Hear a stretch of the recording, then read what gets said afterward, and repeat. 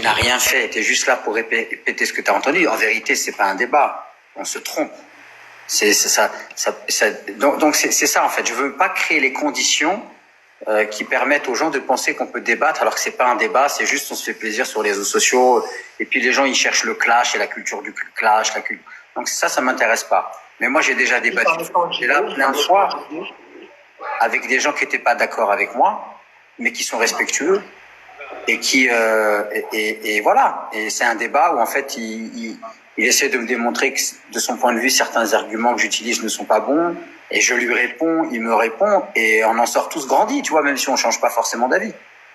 Mais c'est pour ça que je trouve que c'est Internet qui a apporté ça. Moi, j'ai commencé à faire des conférences, etc. Internet, ça n'existait pas encore. Dans le sens que il n'y avait pas d'imam qui faisait des choses sur Internet. Et moi, quand j'ai...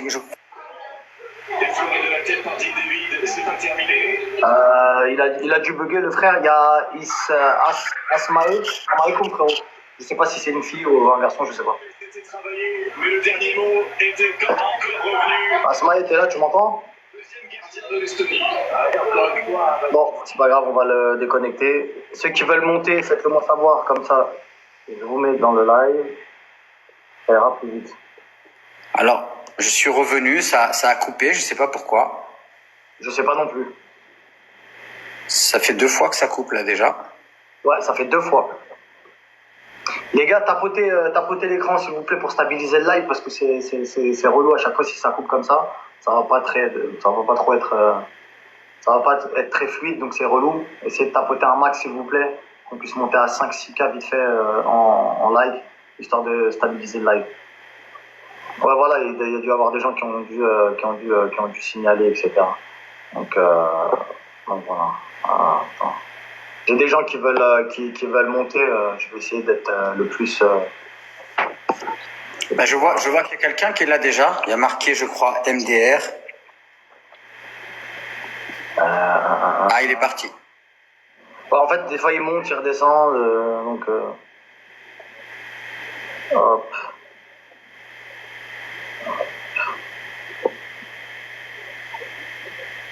Par contre, on est bien d'accord que les gens qui parlent mal dans les commentaires, eux, ils montent même pas. Ah oui, non, t'inquiète pas, il y a des modérateurs qui s'occuperont de les bloquer directement.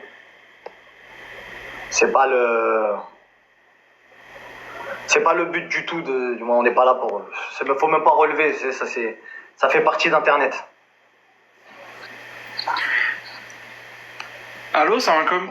Vous m'entendez? Salam wa rahmatullah. Monsieur Mounir, salam alaikum. Monsieur Marc Blata, enchanté.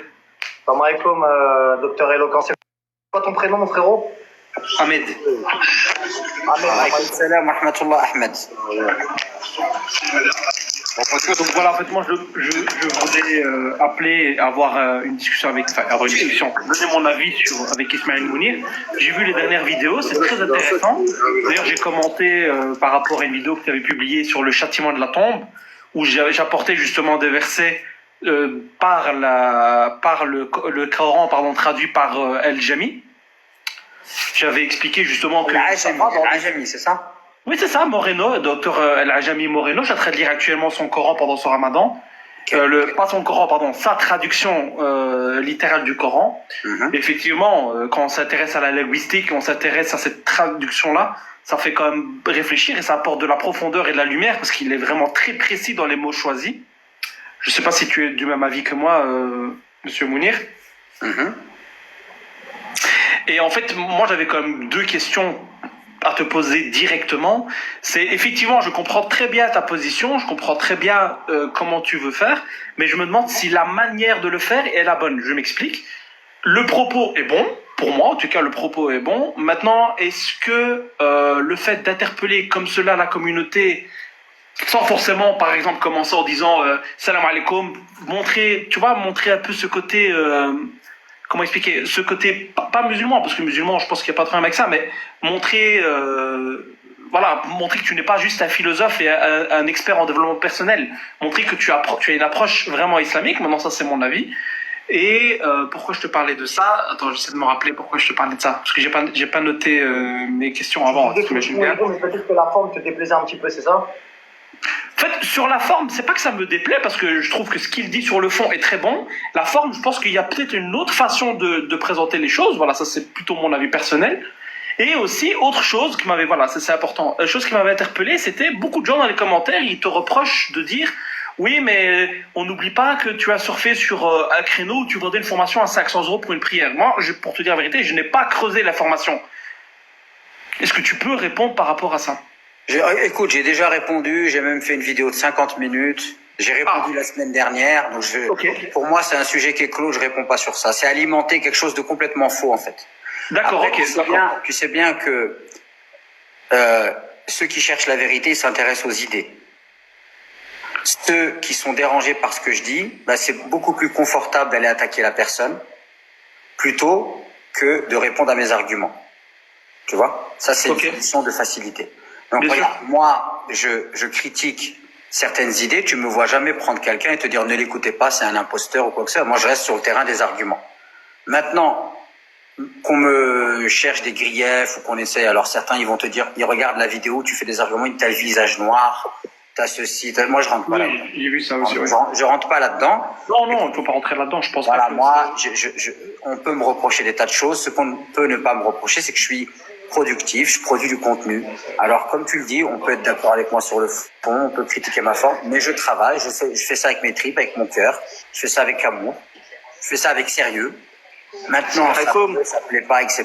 Voilà. Et après, les polémiques qui sont mises en parallèle pour essayer si tu veux, de casser le personnage comme ça parce qu'on n'aime pas ses idées, moi, j'ai pas envie d'alimenter ça. D'accord, ok, super, merci de m'avoir répondu par rapport à ça. Alors, du coup, dernière question. Que penses-tu? Est-ce que tu penses que la traduction apportée par El Ajami, c'est celle qui est la plus proche aujourd'hui en termes de sens pour comprendre les versets du Saint-Coran? Ça m'a comme les frères. Écoute, je peux pas répondre à ta question. Coupe ton micro 2 petites secondes le temps que Ismaël termine la et après, il n'y a pas de problème. Avec plaisir. Alors, je peux pas répondre à ta question parce que j'ai pas fini d'étudier le Coran du docteur Al-Ajami. Ensuite, moi, ce qui m'intéresse, c'est pas forcément de faire un classement, de dire c'est la plus importante. Moi, quand j'étudie le Coran, quand je prends un verset, ben, je peux avoir une dizaine d'exégèses, je peux avoir plusieurs traductions. Et voilà, celle de Goloton, elle est intéressante aussi, même si elle est je la trouve lourde, je la trouve pas très agréable, mais elle est intéressante. Oui, elle est très lourde.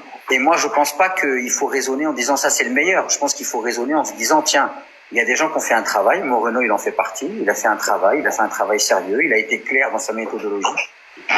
Et donc, je reviens vers lui et comme une référence que j'étudie, je ne considère pas qu'il a raison sur tout ou que c'est la science en dessous. On compare avec ce qui se dit ailleurs.